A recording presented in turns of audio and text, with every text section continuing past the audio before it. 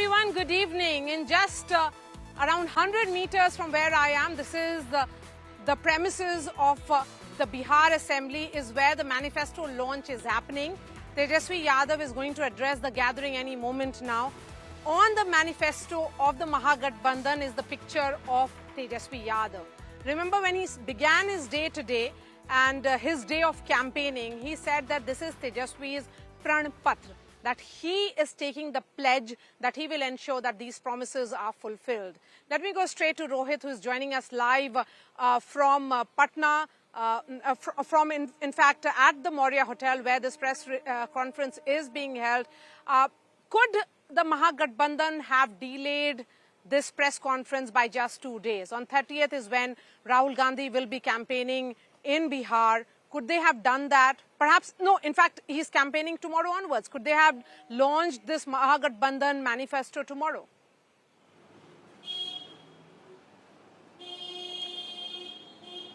Well, if that would have happened, then it could have sent a very positive indications and very positive message also as far as the unity of the Mahagathbandhan is concerned, but that hasn't happened.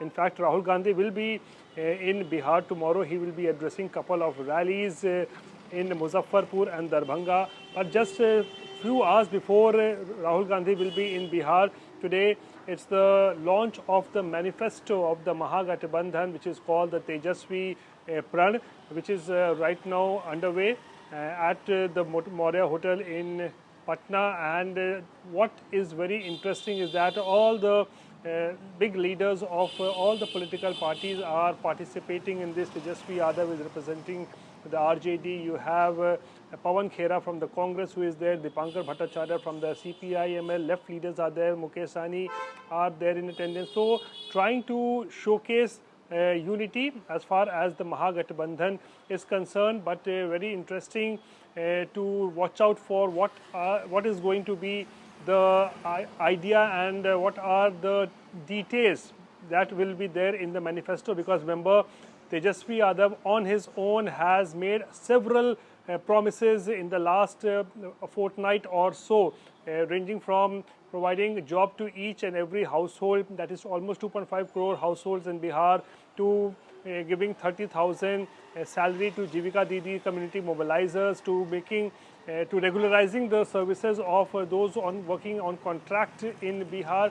And there are other several schemes and promises that Tejaswi Yadav has declared. So all those we believe will be part of this joint manifesto, which is right now being launched in Patna. Back to you.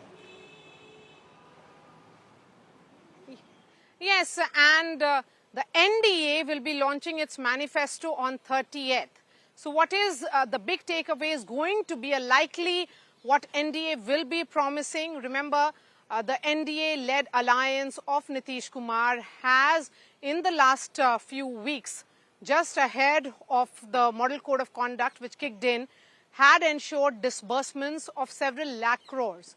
This was for the Jivika Didis who benefited from the government schemes, and similar announcements have been made for the youths of Bihar as well. Let me bring in Aishwarya and get a sense of what is likely to be the big takeaway and who will launch the NDA manifesto on 30th. Aishwarya. Well, you know, Maria, from what we are understanding, all the biggies of the BJP and of the entire NDA, Chirag Paswan, you will see him sitting there on the stage. Nitish Kumar, he will also be on the stage. Home Minister Amit Shah, he'll also be on the stage. Dharmendra Pradhan, the man who's in charge of the state of Bihar, he will also be there on the stage. Along with him, Vinod Tawre, someone who in fact has been camping in Bihar at least over the past 3 months. So all these people, along with Chirag Paswan, people from his team, his core team, all of them will be there. Upendra Kushwaha, he is also someone who will be sitting on the dais when the manifesto will be launched. The BJP believes, in fact, the entire NDA alliance believes that this time what they are fighting for is for Vikas, and they are also telling people, do not forget the Jungle Raj. You also heard, Maria, when Home Minister Amit Shah during that rally spoke about the fact that there was a terror when we speak about the area of Siwan, and that terror is something that people have not forgotten. Also speaking about massive corruption that took place when the RJD was ruling almost for 15 years the state of Bihar. Bihar. So the NDA very, very clearly telling the people that in case you do vote on that side, just remember those 15 years and remember what will happen if Tejasvi Yadav comes back to power. They'll be dragging Bihar back to the dark ages. So this is something that all the top leaders of the NDA have Okay, been so speaking about. just hold on to your thoughts. Let's cut across to Tejasvi Yadav, who is now addressing the gathering there.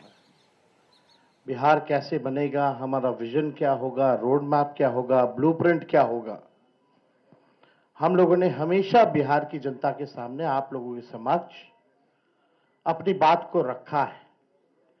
और आज भी बेहद खुशी की बात है कि आज हम सब लोग महागठबंधन के सभी साथी मिलकर के साझा रूप से आप लोगों के समक्ष, बिहार के लोगों के समक्ष संकल्प पत्र जो है रखा है, यानी हम लोगों का प्रण है कि बिहार को नंबर 1 कैसे बनाए। ये दलों और दिलों का संकल्प और प्रण है। एक एक घोषणा दिल से लिया हुआ प्रण है। अपने प्रण को प्राण झोंक करके भी हम लोगों को अगर पूरा करना पड़े तो अपने प्रण को हम लोग जो है पूरा करेंगे। आप सब लोगों को कहना चाहते हैं कि जब भी कोई बिहारी ठान लेता है तो उसको पूरा करता है। और हम सब लोग नौजवान हैं, नए सोच के हैं, बिहारी हैं और बिहार को अव्वल राज्यों में हम देखना चाहते हैं, विकसित बिहार देखना चाहते हैं। कुछ बाहरी शक्तियां जो हैं, बाहर के जो लोग हैं, बिहार को उपनिवेश बनाना चाहते हैं, जो कि हम लोग हरगिज होने नहीं देंगे।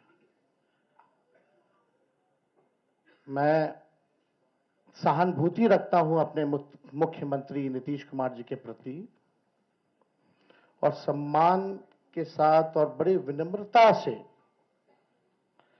मैं आप सब लोगों से कहना चाहता हूं कि बीजेपी के लोगों ने, भ्रष्ट अधिकारियों ने नीतीश जी को पुतला बना करके रखा है। आज हम सब लोग उनकी स्थिति को देख रहे हैं, किस रूप में भाजपा के लोगों ने केवल उनके चेहरे का जो है इस्तेमाल की जा रही है। जैसे पुतला होता है उसी हिसाब से उनको एनडीए में रखा गया है। और अमित शाह जी ने तो पहले ही कंफर्म कर दिया कि अब नीतीश कुमार जी बिहार के मुख्यमंत्री बनने नहीं जा रहे। उन्होंने साफ तौर पे कहा कि अब विधायक दल के लोग विधायक तय करेंगे कि एनडीए का मुख्यमंत्री कौन होगा।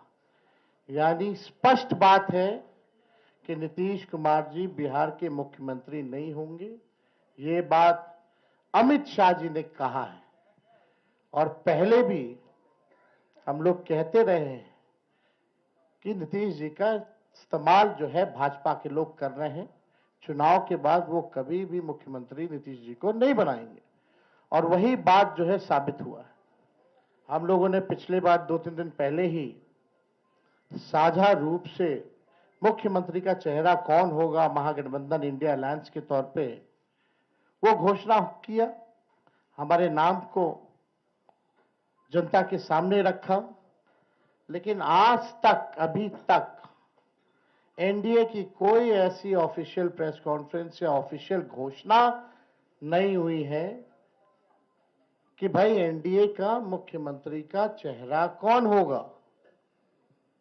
और हम तो शुरू से कहते रहे हैं कि एनडीए में जो लोग हैं, प्रधानमंत्री की बातों को अगर आप सुनो, एनडीए के मंत्रियों की बातों को सुनो, उनकी नेताओं की बातों को सुनो, एक एक शब्द, एक एक वाक्य को अगर आप लोग देखेंगे तो केवल नेगेटिव बातें, नकारात्मक बातें, कोई भी फलदायक बात, चाहे प्रधानमंत्री हो, अमित शाह हो, उनके मुख्यमंत्री हो भाजपा के या केंद्र मंत्री हो, कोई भी बिहार को आगे वो कैसे आगे बढ़ाएंगे उसके बारे में कोई शब्द नहीं कहा। क्या विजन होगा एनडीए का अगला 5 साल, क्या ब्लूप्रिंट होगा, अभी तक उन लोगों ने घोषणा पत्र भी जारी नहीं की है। आखिर क्या कारण है? उनके पास कोई प्लान नहीं है, यानी उनके पास विजन नहीं है। यानी साफ तौर पे हम कह सकते हैं कि एनडीए में जो लोग हैं वो सब विजनलेस लोग बैठे हुए हैं और आपस में लगता है सब कुछ ठीक ठाक नहीं है। हम लोगों को बिहार बनाने का काम करना है, उनको केवल बिहार कब्जाने का काम करना है। हम लोगों ने देखा कि पहली बार बिहार में ऐसा हुआ कि 1500 कंपनियां जो है सेंट्रल फोर्सेस की जो है लगाई जा रही हैं। और हमको भी पता है कुछ अधिकारी वीसी करके 2-3 दिन पहले क्या क्या इंस्ट्रक्शन दिया गया है, ये हमें अच्छे से पता है, हमारे संज्ञान में है। मैं बड़े विनम्रता से उन सभी अधिकारियों से कहना चाहूंगा कि जिन लोगों ने भी संविधान की शपथ ली है, बिहार को उपनिवेश बनने मत दीजिए। किसी के बात को आप इंप्लीमेंट मत कीजिए, तानाशाही नहीं कीजिए, बेईमानी मत कीजिए, वोट की चोरी मत कीजिए। इस बार बिहार की जनता, हम सब महागठबंधन के लोग सजग हैं। सभी लोग, अगर कोई भी बेईमानी होगी, उन सेक्शन में वीसी में आया है कि जो भी 60% से ज्यादा वोट जिस बूथ पे पड़े हैं, जहां जहां महागठबंधन के मजबूत बूथे हैं, वहां स्लो पोलिंग कराई जाए, स्लो पोलिंग कराई जाए। हम बता देना चाहें, हम लोग इस बार मुस्तैद हैं।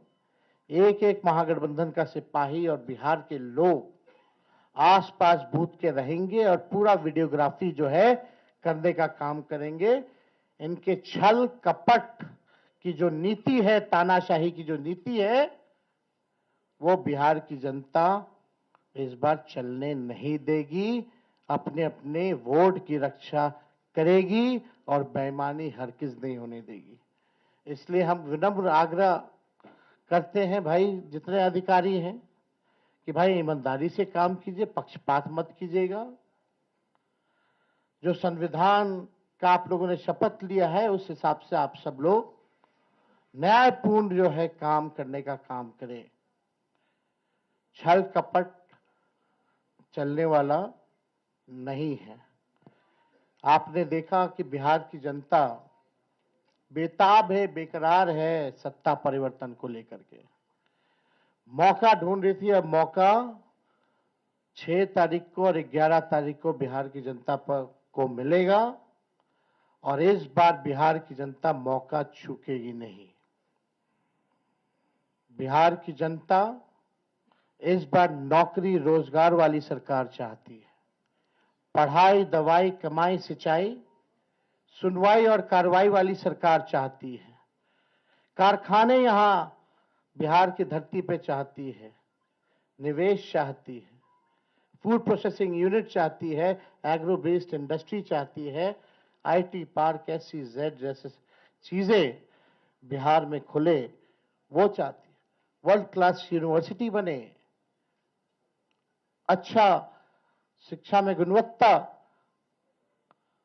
लोगों को, बच्चों को अच्छी पढ़ाई हो, दवा की व्यवस्था हो, सुपर स्पेशलिटी हॉस्पिटल्स बने, किसानों का आय दुगुना हो, मजदूरों को राहत और सम्मान दे, भ्रष्टाचार, अपराध और पलायन मुक्त बिहार की जनता इस बार चाहती है। ये सृजन घोटाले वाले, ये बालिका गृह कांड वाले, जो CAG के रिपोर्ट में 70,000 करोड़ से भी ज्यादा घोटाला का जो हुआ है, जो हिसाब किताब नहीं है, बिहार की जनता इन लोगों को सबक सिखाएगी। आज ब्लॉक चले जाइए, थाने चले जाइए, बिना घूस दिए हुए कोई काम नहीं होता। अफसरशाही इतनी हावी हो चुकी है कि जनप्रतिनिधियों का सम्मान नहीं हो रहा, उनकी बात नहीं सुनी जा रही है। मंत्री तो मंत्री रह गया, बेचारा कुछ नहीं कर पाता अपने विभाग में। विभाग जो है सचिव चलाने का काम कर रहा है।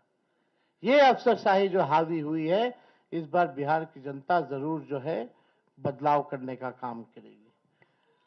तो हम ज्यादा कुछ ना कहते हुए, इसमें जितनी बातें हम लोगों ने कही है, जो हमारा प्रण है, प्राण भी निछावर कर करके अपने प्रण को हम लोग इस बार पूरा करेंगे और बिहार को नंबर 1 स्टेट बनाने का काम करेंगे। बहुत बहुत धन्यवाद आप सब लोगों का। जय बिहार, जय हिंद।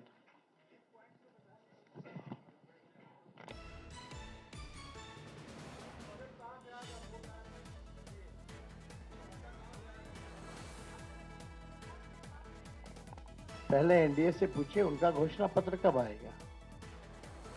हम तो बता देंगे, हम तो काफी आगे हैं।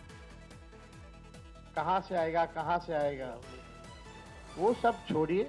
एक एक चीजें इसमें जो लिखी गई हैं, बिना एक्सपर्ट्स के राय के, बिना अध्ययन किए, बिना डेटा के, हम लोग झूठे टूटे फूटे वादे नहीं करते हैं। जो कहते हैं वो करते हैं, जो कह रहे हैं वो करेंगे, और आप सब लोग इसका गवाह बनिएगा। तो पहले एनडीए के लोग हमको क्या पूछते हैं, पहले अपना तो हिसाब दें कि उन्होंने जितना घोषणा किया है उसका बजट कहां से लाएंगे। हमारे पास तो पूरा खाका पड़ा है, ब्लूप्रिंट पड़ा है, और कुछ दिनों में हम बताने भी जा रहे हैं कि कैसे नौकरियां मिलेंगी। बहुत लोगों को तकलीफ हो रहा है, चुभ रहा है कि तेजस्वी ने ऐसा कह दिया कि हो ही नहीं सकता। वही 2020 में लोग बोलते थे कि कैसे होगा, क्या होगा, और हम आपको कह के जा रहे हैं, जिस परिवार के पास सरकारी नौकरी नहीं है उस परिवार में एक सरकारी नौकरी हम लोग मिलकर के देंगे। ये होने वाला है, इसमें किसी को असमंजस की स्थिति नहीं रखनी चाहिए। बिहार की जनता जो है भरोसा करते हैं और विश्वास करते हैं।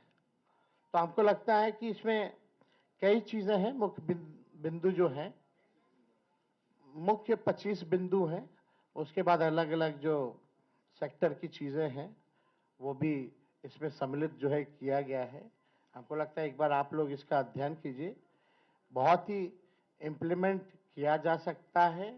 जो प्रैक्टिकल है वही इन सब चीज़ों को हम लोगों ने घोषणा की है, हम लोगों का प्रण पत्र, इसलिए हम लोगों ने जारी किया है। तो इसमें कोई कंफ्यूजन आप लोगों को रखने की जरूरत नहीं है।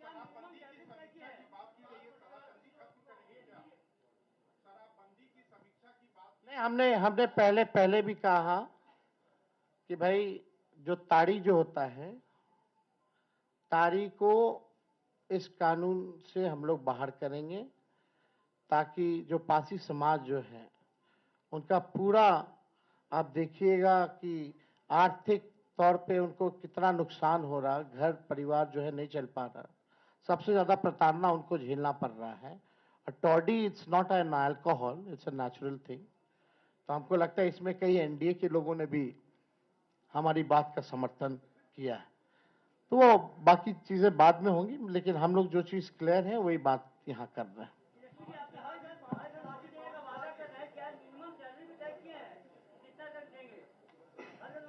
हमने पहले भी कहा कि कुछ दिनों में इसका ब्लूप्रिंट भी आप लोगों के सामने रखेंगे, कैसे हम देंगे।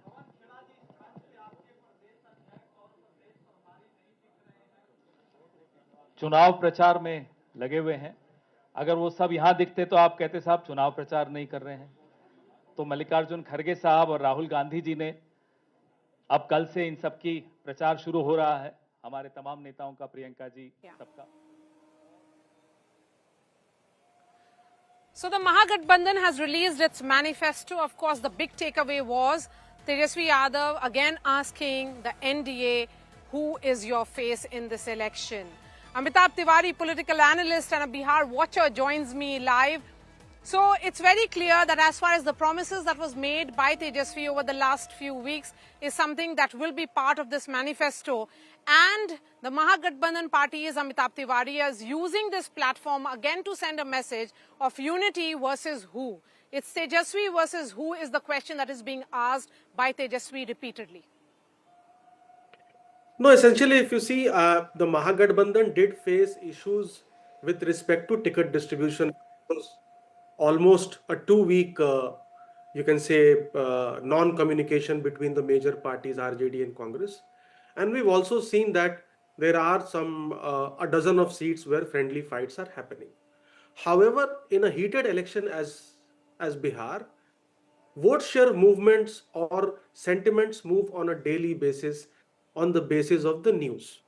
So, Home Minister Amit Shah's statement regarding the chief ministership as to how it will be settled, and then a unified press conference of Mahagathbandhan projecting Tejasvi Yadav as CM and Mukesh Sahni as Deputy CM. And now this joint manifesto seems to have given the momentum back to MGB or neutralize some of the losses, which is the perception losses it received Yes. because of these friendly fights and the miscommunication which happened essentially between Congress and RJD. And now, so they are asking the question, who will be the CM of NDA? And this is classic, you can say Prime Minister Modi style or NDA style for general elections when they ask this question repeatedly, who is the prime ministerial candidate of India bloc or the Modi UP? versus who?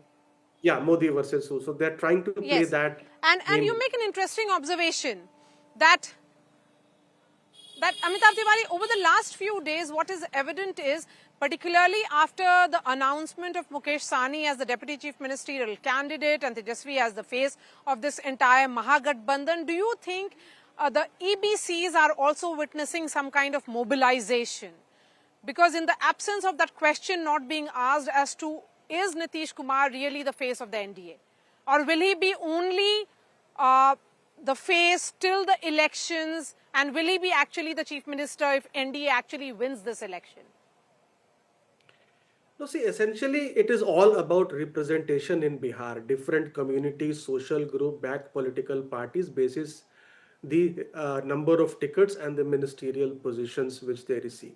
Now, the EBC community, which had joined hands with the Yadav community and the Muslims to dislodge the upper caste-led government of the Congress, felt cheated in the 15 years and shifted to Nitish in 2005 because they were perhaps denied the key ministerial positions of power because it was largely centralized with Lalu Yadav's family.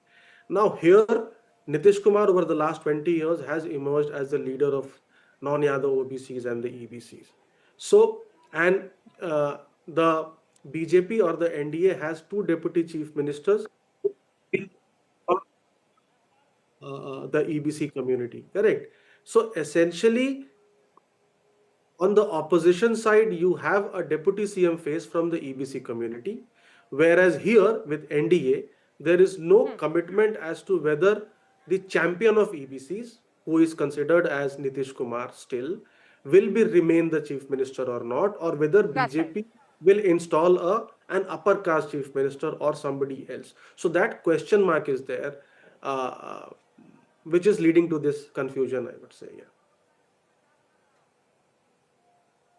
Okay, let me ask you the last question and then we wrap up this broadcast here from Patna. Is this imagery that it is Tejasvi, not Rahul, really of any consequence? Or do you sense that Tejasvi and other leaders from the Congress party or CPIML, IP Singh's party, Mukesh Sahni of the VIP party, they make a sufficient picture because this is a state election? No, as discussed many times earlier also, I think it's largely a hyper-local election now, correct? Because now the candidates have been announced.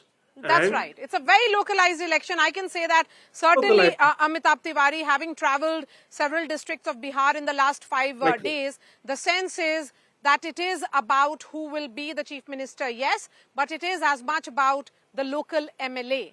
So the local MLA is an important factor in these elections in Bihar. Yeah. And so that's why you see micro level Right. kind of